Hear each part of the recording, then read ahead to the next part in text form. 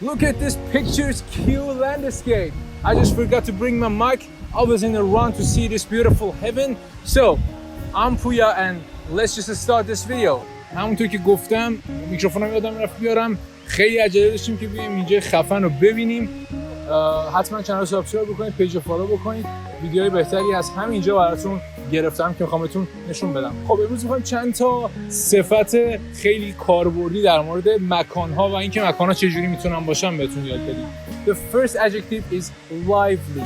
Lively. This is the lively landscape. Lively به معنی سرزنده و خوشحال کننده با یه وایب خوب هست.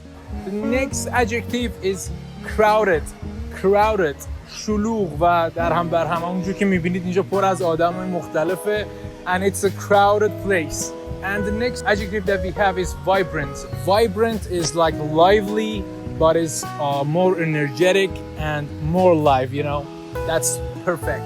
یه فضای لایو و سرزنده و واقعا قشنگ داره. Next two words that we have about a place is magnificent and splendid.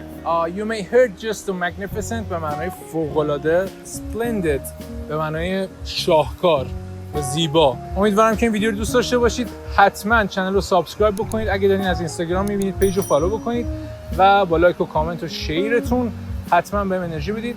سیو بکنید هم که فوق‌العاده است. That's it guys.